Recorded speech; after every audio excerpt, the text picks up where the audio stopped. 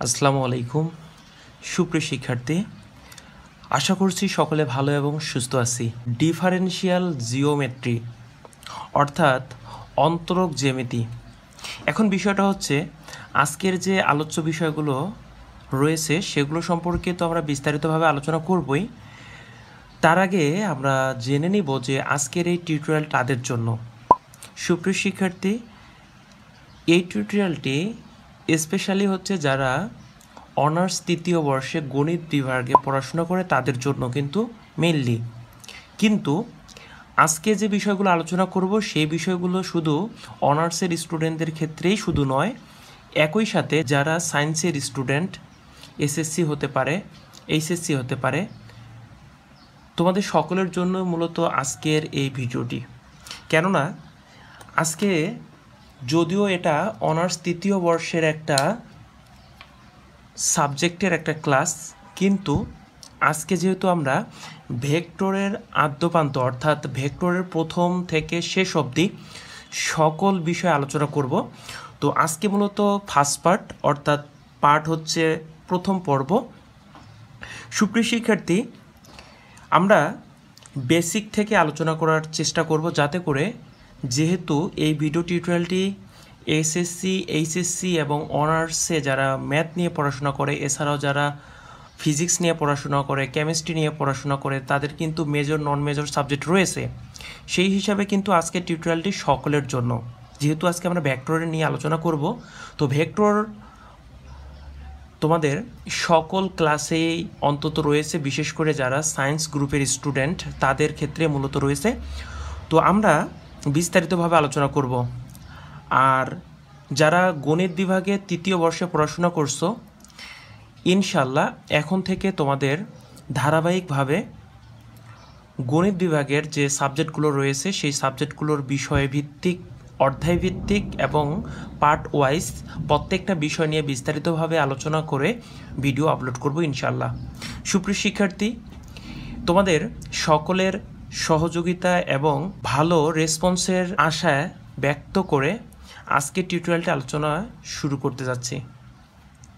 সুপ্রিয় শিক্ষার্থী, আজকে আমরা এই ডিফারেনশিয়াল জিওমেট্রি অর্থাৎ অন্তরক জ্যামিতি এই বিষয়টার প্রথম অধ্যায় অর্থাৎ যে প্রথম অধ্যায়টা রয়েছে সেই প্রথম অধ্যায় সম্পর্কে আলোচনা করব।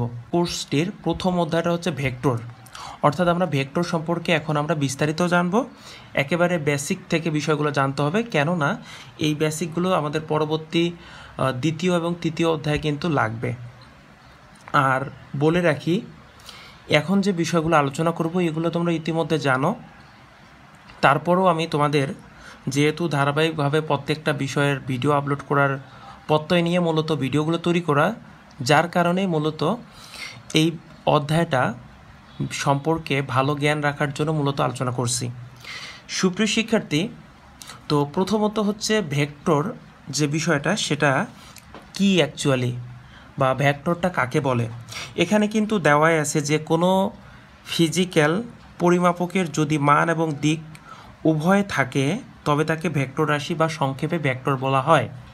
ঠিক আছে, অর্থাৎ যে ভৌত রাশির মান এবং দিক দুইটাই থাকে সেটাকে বলা হয় ভেক্টর বা ভেক্টর রাশি। আর ভেক্টরের যে মান সেই মানটাকে বলা হয় স্কেলার। এখন বিষয়টা হচ্ছে যে ভেক্টরকে কিভাবে আমরা প্রকাশ করতে পারি। ভেক্টরকে আমরা প্রকাশ করতে পারি যে কোনো একটা ইংরেজি অক্ষরের উপরে যদি আমরা তীর চিহ্ন প্রয়োগ করি, অথবা নিচে যদি বার চিহ্ন, অথবা আমরা যদি এটাকে বোল্ড করি, এগুলো দিয়েই মূলত আমরা ভেক্টরকে প্রকাশ করে থাকি বা ভেক্টরকে প্রকাশ করব। ঠিক আছে, এখন মনে করি যে আমাদের দুইটা বিন্দু আছে, ধরে নিলাম প্রথম বিন্দু বা আদি বিন্দু এ এবং শেষ বিন্দুটা হচ্ছে বি। তাহলে আমরা এই এ এবং বিকে ভেক্টরে কিভাবে প্রকাশ করব? আমরা এ এবং বিকে ভেক্টরে প্রকাশ করতে পারি এ এবং বি এর উপরে তীর চিহ্ন দিয়ে, অথবা এ এবং বি এর নিচে বার চিহ্ন দিয়ে, অথবা আমরা এ এবং বিকে বোল্ড করেও প্রকাশ করতে পারি। আশা করছি বিষয়টা বুঝতে পারছি। এখন যদি আমাদের আদি বিন্দুটা যদি মূল বিন্দুতে হয়, অর্থাৎ আদি বিন্দু এ যদি মূল বিন্দুতে হয়, তবে আমরা এটাকে প্রকাশ করতে পারি ও বি তীর চিহ্ন উপরে, অথবা শুধু বি, অথবা বি বোল্ড, অথবা আমরা বি নিচে দাগ দিয়েও আমরা প্রকাশ করতে পারি। তাহলে ভেক্টরের প্রকাশগুলো কি কি আমরা এই বিষয়গুলো জানতে পারলাম। এখন ভেক্টর নিয়ে কিছু গুরুত্বপূর্ণ বিষয় রয়েছে, সেগুলো জানব। প্রথমটা হচ্ছে ভেক্টরের মান, অর্থাৎ কোনো ভেক্টরের আদিবিন্দু এবং শেষ বিন্দুবর্তী দূরত্বকে ভেক্টরের মান বলে। মূলত ভেক্টরের মানটাকে আমরা মডুলাস দিয়ে নর্মালি ব্যবহার করে থাকি বা প্রকাশ করে থাকি, অর্থাৎ মডুলাস, মনে করো এ একটা ভেক্টর, এর মান যদি আমরা বের করতে চাই তাহলে এটা হবে ওই ভেক্টরটার সাথে আমরা মডুলাস ব্যবহার করব, ঠিক আছে। এই যে মডুলাস দুইটা দাগ দিব, খাড়া দাগ, অথবা আমরা শুধু এ লিখলেও আমরা কি ভেক্টরের মানটাকে প্রকাশ করতে পারি। এটা হলো আমাদের ভেক্টরের মান। এবার হচ্ছে শূন্য ভেক্টর। শূন্য ভেক্টরটা কি? যে ভেক্টরের মান শূন্য তাকে শূন্য ভেক্টর বলে, ঠিক আছে। শূন্য ভেক্টরের ক্ষেত্রে দিকটা কখনো নির্দিষ্ট হয় না, যেহেতু তার মানেই শূন্য, সেহেতু এটার দিক কোন দিকে হবে এটা কখনো আমরা বলতে পারি না, বা এটা কখনো হয় না, ঠিক আছে। এই কারণেই যে শূন্য ভেক্টরের দিক যে কোনো দিকেই আমরা দিতে পারি। আর শূন্য ভেক্টরকে প্রকাশ করা হয় একটু বোল্ড করে শূন্য দিয়ে, অথবা শূন্যর নিচে বার, অথবা কি শূন্যের উপরে তীর চিহ্ন দিয়েও প্রকাশ করতে পারি শূন্য ভেক্টরকে। এরপরে হচ্ছে তোমাদের সমান ভেক্টর। যদি দুইটা ভেক্টরের মান এবং দিক একই হয় তাহলে এদেরকে বা এই ভেক্টরকে সমান ভেক্টর বলা হয়, ঠিক আছে। মনে করো একটা ভেক্টর যদি এই দিকে যায়, ঠিক আছে, এবং আরেকটা ভেক্টরও যদি একই দিকে হয়, ঠিক আছে, অর্থাৎ দুইটা ভেক্টরের মান এবং দিক যদি একই দিকে হয় তাহলে আমরা তাকে বলতে পারবো সমান ভেক্টর। এবার আসি প্রকৃত এবং অপ্রকৃত ভেক্টর। শূন্য ভেক্টর ব্যতীত, এখন শূন্য ভেক্টর কাকে বলে আমরা একটু আগে শিখছি, যে ভেক্টরের মান শূন্য তাকে শূন্য ভেক্টর বলা হয়। তাহলে শূন্য ভেক্টর ব্যতীত সকল ভেক্টরকে বলা হবে প্রকৃত ভেক্টর, আর শূন্য ভেক্টরকে অপ্রকৃত ভেক্টর বলা হয়। তাহলে শূন্য ভেক্টরের অপর নাম কি? শূন্য ভেক্টরের অপর নাম হচ্ছে অপ্রকৃত ভেক্টর। আশা করছি বিষয়টা ক্লিয়ার। এরপরে হচ্ছে সদৃশ এবং অসদৃশ ভেক্টর, অর্থাৎ যদি দুইটি ভেক্টরের দিক একই হয় তবে ভেক্টর দ্বয়কে সদৃশ বলে। যেমন আমি এখানে দুইটা ভেক্টর আঁকছি, এই দুইটা ভেক্টর মনে করে এখানে এ, এখানে হচ্ছে বি, এখানে হচ্ছে সি, এখানে হচ্ছে ডি। তাহলে এই যে দুইটা ভেক্টরের দিক কি একই দিকে না? তাহলে আমরা যদি বলি যে দুইটা ভেক্টরের দিক যদি একই হয় তাহলে আমরা তাকে বলবো সদৃশ ভেক্টর। আর সদৃশ ভেক্টরের সমূহের মান সেটা সমান হয় অথবা কি ভিন্ন হতে পারে। আর অসদৃশ ভেক্টর কোনটা? যদি দুইটা ভেক্টরের মান বিপরীত, দুইটি ভেক্টরের দিক যদি বিপরীত হয় তবে আমরা সেটাকে বলবো অসদৃশ ভেক্টর, অর্থাৎ দিকটা উল্টা হবে। একটা ভেক্টর যদি একদিকে যায় এবং ওই দিকটার যদি বিপরীত দিকে আরেকটা ভেক্টর যায় তাহলে সেটাকে আমরা বলবো বিসদৃশ ভেক্টর। সমরৈখিক ভেক্টর। সমরৈখিক ভেক্টরটা কি? কতগুলো ভেক্টর যদি একটি সরলরেখার সমান্তরাল হয়, সরলরেখার যদি সমান্তরাল হয় তাহলে আমরা এই যে ভেক্টরগুলো যে নিব ওই ভেক্টরগুলো বা ওই ভেক্টর সমূহকে মূলত সমরৈখিক ভেক্টর বলবো, ঠিক আছে। অর্থাৎ আমরা যদি অনেকগুলো ভেক্টর নেই এবং সেই ভেক্টরগুলা প্রত্যেকটাই যদি একটা সরলরেখার সমান্তরাল হয়, অবশ্যই সেটা কী হতে হবে? সরলরেখার সমান্তরাল যদি হয় তবে ওই ভেক্টর সমূহকে বলবো আমরা সমরৈখিক ভেক্টর। এরপরে হচ্ছে সমতলীয় ভেক্টর। সমতলীয় ভেক্টরটা কি?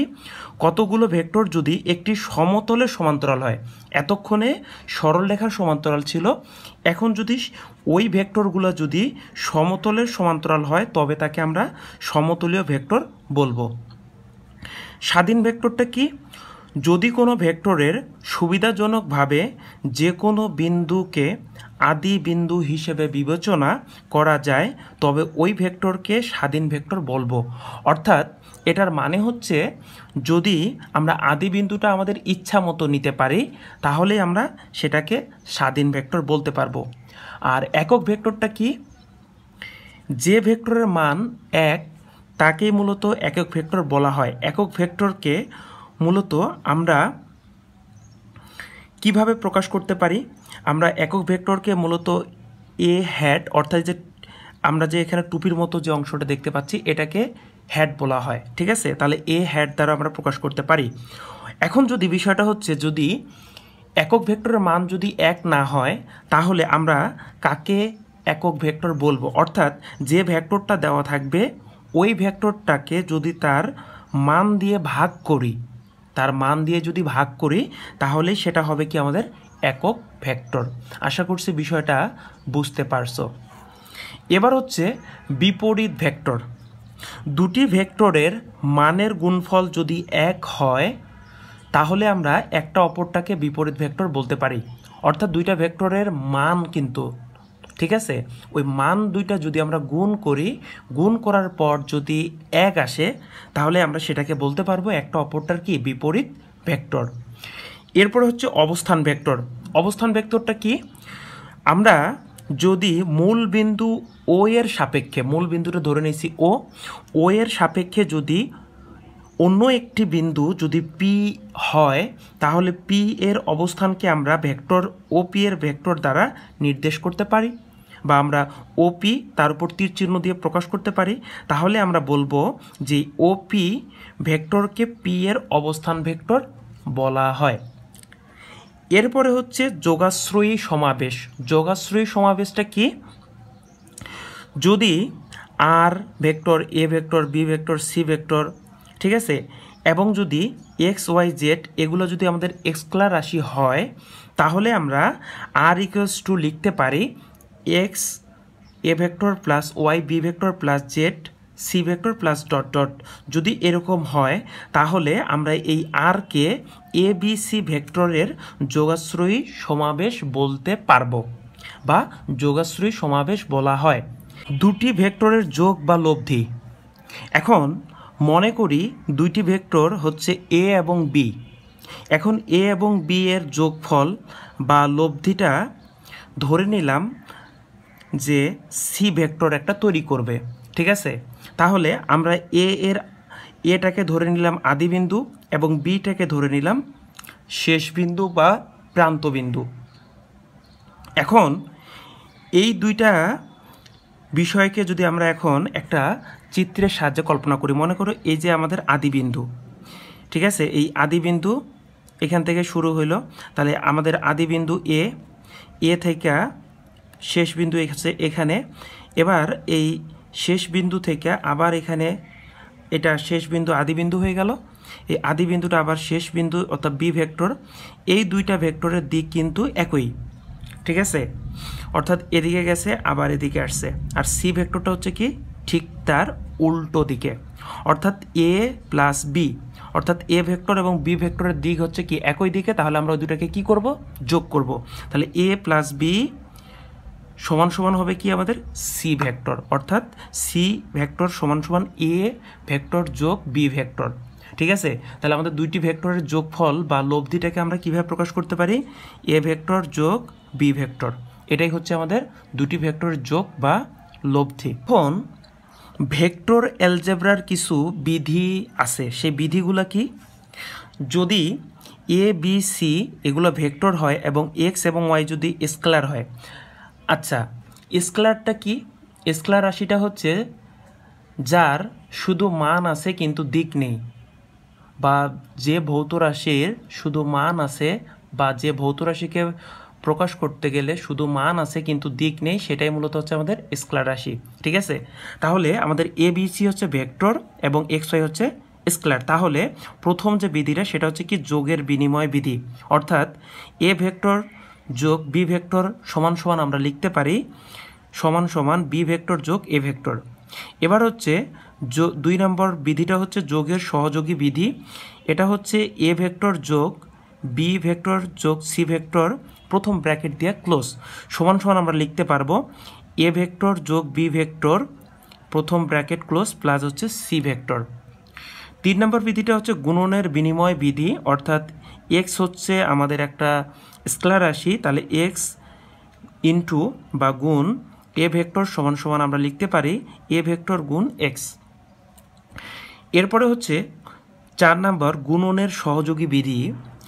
এটা হচ্ছে এক্স আমাদের একটা স্কেলার রাশি এবং ওয়াইও একটা কি স্কেলার রাশি। এবং এ হচ্ছে আমাদের একটা ভেক্টর রাশি। তাহলে x into y into a vector সমান সমান আমরা লিখতে পারবো এক্স ওয়াই প্রথম ব্র্যাকেট ক্লোজ করে এ ভেক্টর ইন্টু হবে। ঠিক আছে, এরপরে হচ্ছে বিতরণ বিধি বা বন্টন বিধি। বন্টন বিধিটা কি? এক্স প্লাস ওয়াই একটা আমাদের স্কেলার রাশি এবং সেটাকে আমরা এ একটা ভেক্টর দিয়ে গুণ করব। তাহলে গুণ করলে কি হবে? সেটা হবে এক্স ইন্টু এ ভেক্টর যোগ ওয়াই ইন্টু এ ভেক্টর।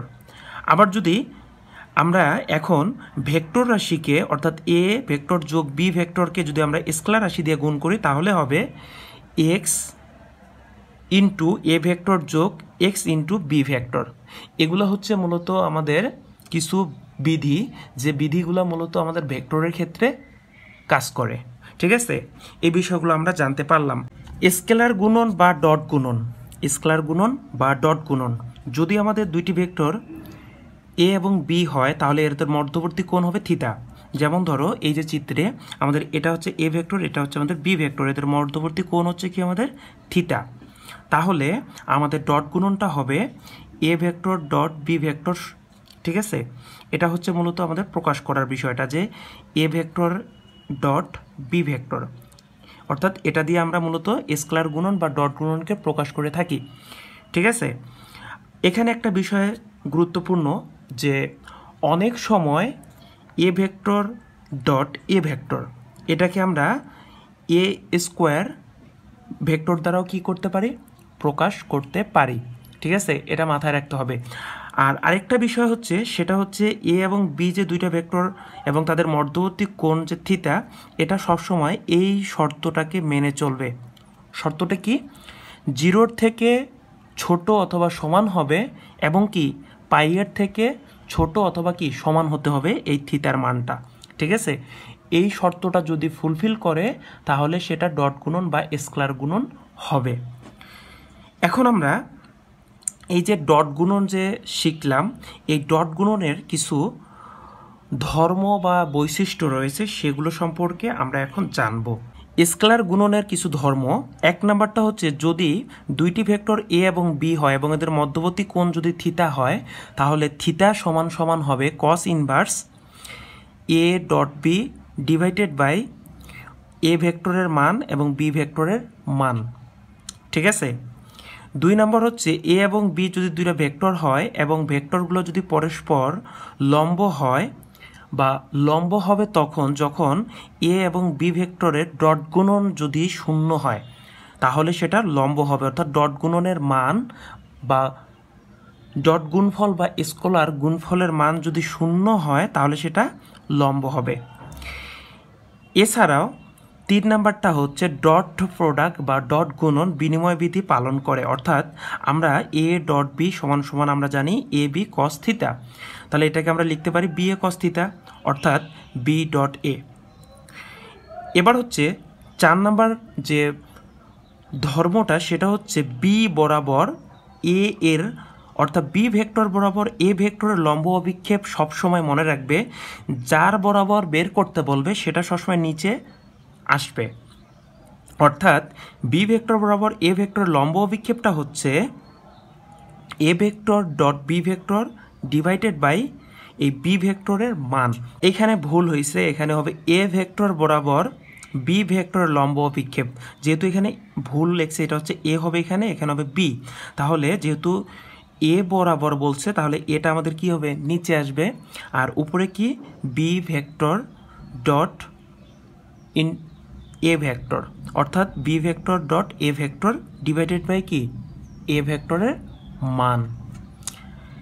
এবার হচ্ছে 5 নাম্বার কিছু মৌলিক একক ভেক্টরের মধ্যে যদি আমাদের ডট গুণন হয় অর্থাৎ আই ডট আই তাহলে সেটার মান হবে 1, জে ডট জে গুণ করলে হবে 1, কে ডট কে হলে হবে 1, আর আই ডট জে সমান সমান 0। কেন হবে? কারণ আই এর মান হচ্ছে 1, জে এর মান 1 কস থিটা এবং এদের আই এবং জে পরস্পর কি লম্ব বরাবর অবস্থান করে, যার কারণে থিতার মান হচ্ছে 90 ডিগ্রি, আর আমরা জানি কস 90 ডিগ্রির মান হচ্ছে 0। অতএব আমাদের আই ডট জে সমান সমান 0। একইভাবে এগুলো আমাদের সবগুলো কি হবে একইভাবে এগুলো সবগুলোই জিরো হবে, এটাও জিরো, এটাও জিরো, এটাও জিরো, এটাও জিরো, এটাও জিরো, এটাও জিরো, বাদ বাকি সবগুলো হবে 1। কেন? কারণ আই ডট আই এই দুটো ভেক্টরের যখন ডট গুণন করবো তখন আমাদের এটা সমান্তরাল হবে, অর্থাৎ 180 ডিগ্রি হবে, সরল রেখা হবে। তখন থিতার মানটা কি 180 বা 0 ডিগ্রি কল্পনা করতে হবে।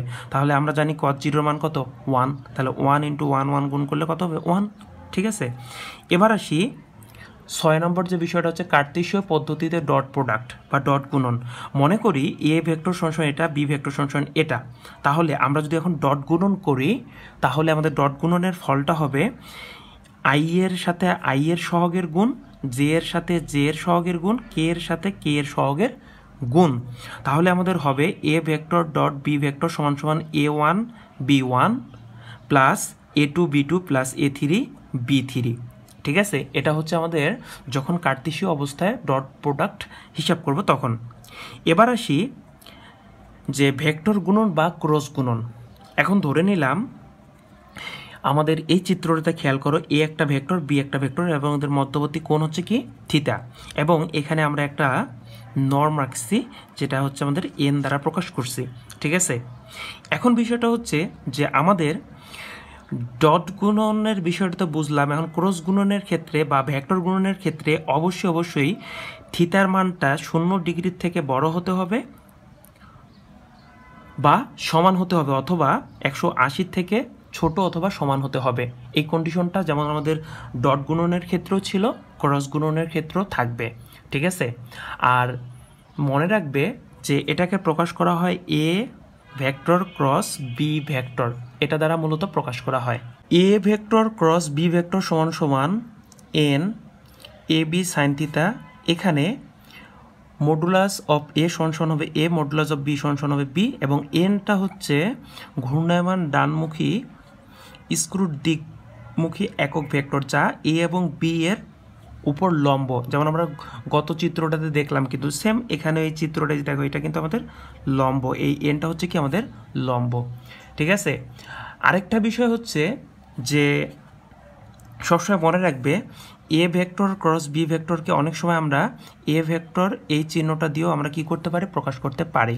সুপ্রিয় শিক্ষার্থী, ব্যাকআপ চ্যানেল হিসেবে আমি একাডেমিক অ্যান্ড অ্যাডমিশন বিদ্যালয় নামে এই চ্যানেলটি তোমাদের সকলের সুবিধার্থে খুলেছি, যাতে করে এই চ্যানেলে মূলত তোমাদের একাডেমিক এবং অ্যাডমিশন রিলেটেড যে বিষয়গুলো রয়েছে সেই বিষয়গুলো নিয়ে নিত্য নতুন বিষয়ভিত্তিক বিস্তারিতভাবে ভিডিও আপলোড করা হচ্ছে। এজন্য আমি তোমাদের সকলের সুবিধার্থে ডেসক্রিপশনে লিঙ্ক দিয়ে রাখছি, অথবা ইউটিউবে গিয়ে সার্চ করো একাডেমিক অ্যান্ড অ্যাডমিশন বিদ্যালয়। এখন আমরা এই ক্রস প্রোডাক্টের কিছু জ্যামিতিক ব্যাখ্যা দেখব। ধরে নাও এই যে ও এ সি বি, এটা একটা আমাদের সামান্তরিক। এই সামান্তরিকের ও এ সমান হচ্ছে a vector R O B সমান হচ্ছে বি ভেক্টর, এবং এই এ এবং বি ভেক্টরের মধ্যবর্তী কোণ হচ্ছে থিটা। ঠিক আছে, তাহলে আমাদের এখানে আরেকটা বিষয় মনে রাখতে হবে যে এখানে আমরা যদি এই সামান্তরিকের এগুলো তো বিষয় আমরা জানতে পারলাম, ও এ বাহুর উপর উচ্চতা হচ্ছে এইচ, আর এ এবং বি এর মধ্যবর্তী কোণ হচ্ছে থিটা। এখন আমাদের এই বিষয়টা তো আমরা অলরেডি জানি। ঠিক আছে, এখন বিষয়টা হচ্ছে যে modulus a cross b, modulus a cross b সমান সমান এ এইচ, অর্থাৎ এটা হচ্ছে আমাদের সামান্তরিকের ক্ষেত্রফল। অর্থাৎ আমাদের এ ভেক্টর, এই যে এ ভেক্টর এবং বি ভেক্টর, এই দুইটা ভেক্টরের ক্রস গুণফলটাই মূলত হচ্ছে একটা সামান্তরিকের ক্ষেত্রফল। অর্থাৎ যখন কোনো সামান্তরিকের সন্নিহিত বাহুদ্বয় দেওয়া থাকে তাহলে ওই ভেক্টরটা বা ওই ভেক্টর দুইটির যে সন্নিহিত বাহু থাকবে তাদের ক্রস গুণফলটাই হবে মূলত ওই সামান্তরিকের ক্ষেত্রফল। ঠিক আছে, এখন হচ্ছে ভেক্টরের কিছু ধর্ম আছে। প্রথম ধর্মটা হচ্ছে দুটি ভেক্টর এ এবং বি হলে এদের মধ্যবর্তী কোণ থিটা যদি হয়ে থাকে তাহলে থিটা সমান সমান হবে sine inverse modulus of a cross modulus of b vector cross divided by ওই দুটা ভেক্টরের কি মান, এবং তারা কি হবে, গুণ হবে। 2 নম্বর হচ্ছে এ এবং বি দুটা ভেক্টর যদি পরস্পর সমান্তরাল হয় তাহলে তাদের ক্রস গুণফল কি হবে, 0 হবে। এরপরে হচ্ছে ক্রস প্রোডাক্ট বিনিময় বিধি মেনে চলে না। ঠিক আছে, এ ক্রস বি সমান সমান n a b sine theta. ঠিক আছে, এটা সমান সমান আমরা লিখতে পারি মাইনাস বি ক্রস এ। এটা কখনোই হয় না। ঠিক আছে, এটা কখনোই হবে না যে বিনিময় বিধি মেনে চলবে। ঠিক আছে, এটা কখনোই বিনিময় বিধি মেনে চলে না। এছাড়াও কিছু জ্যামিতিক গুণাবলী রয়েছে। কোনো সামান্তরিকের সন্নিহিত বাহু যদি এ এবং বি দেওয়া থাকে বা দিয়ে দেওয়া থাকে, তাহলে তার ক্রস গুণফলটাই হবে সামান্তরিকের ক্ষেত্রফল।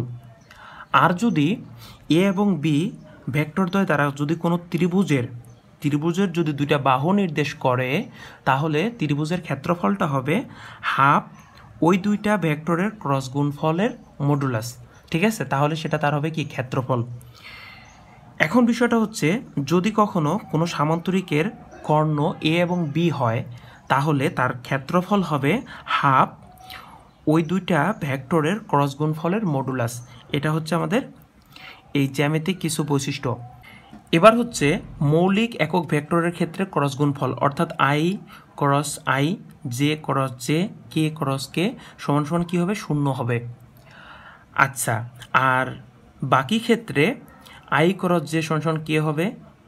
জে ক্রস কে সমান সমান আই হবে। অর্থাৎ যেটা থাকবে না এখানে সেটাই পরবর্তীতে সমান সমান দিয়ে তাই লিখতে হবে। ঠিক আছে, আর কার্তেশীয়র ক্ষেত্রে ক্রস প্রোডাক্ট হচ্ছে এরকম, মনে করো এ একটা ভেক্টর বি একটা ভেক্টর দেওয়া আছে, তাহলে এদের ক্রস গুণফল হবে কি? একটা বড় আমরা নির্ণায়ক বা ম্যাট্রিক্স চিহ্ন দিব। ঠিক আছে, তাহলে আমরা প্রথমে আই জে কে দিব, তারপর হচ্ছে প্রথম ভেক্টরের সহগ অর্থাৎ আই এর সহগ A1, জে সহগ A2, কে এর সহগ A3, আর বি ভেক্টরের ক্ষেত্রে আই এর সহগ B1, B2, B3। এটাই হচ্ছে কি আমাদের কার্তেশীয়র ক্ষেত্রে যখন আমরা ক্রস প্রোডাক্ট বের করব তখন। এখন বিষয়টা হচ্ছে, যদি এ এবং বি প্রত্যেক ভেক্টরের উপর লম্ব হয়, তাহলে একক ভেক্টরটা হবে ওই ভেক্টরের ক্রস গুণফল, এবং ওই ক্রস গুণফলটাকে ওই ভেক্টরের মান যদি আমরা ভাগ করি সেটাই হবে কি তার একক ভেক্টর। সুপ্রিয় শিক্ষার্থী, আজকের মতো ভিডিওটি এখানে শেষ করছি। আমরা দ্বিতীয় পর্বে এই ভেক্টরের আদ্যপ্রান্ত এই সিরিজের দ্বিতীয় লেকচারে এই চ্যাপ্টারটা পুরোটাই সম্পূর্ণ করব। আজকের মতো ভিডিওটি এখানে শেষ করছি। সকলের জন্য শুভকামনা, সকলে ভালো থেকো, সুস্থ থেকো, এবং ভিডিওটি কেমন লেগেছে অবশ্যই কমেন্ট করে জানাবে। আর আরেকটা বিষয়, সেটা হচ্ছে তোমাদের বন্ধুদের মাঝে ভিডিওটি শেয়ার করবে। সকলের জন্যই শুভকামনা, সকলে ভালো থেকো। আর হ্যাঁ, কোন অংশটাতে বোঝো নাই অবশ্যই কমেন্ট করে জানাবে। ইনশাল্লাহ আমি পরবর্তী পার্ট 2তে আমাদের ওই ভিডিওতে তোমাদের প্রশ্নের উত্তরগুলো দেওয়ার চেষ্টা করব। সকলে ভালো থেকো, আল্লাহ হাফেজ।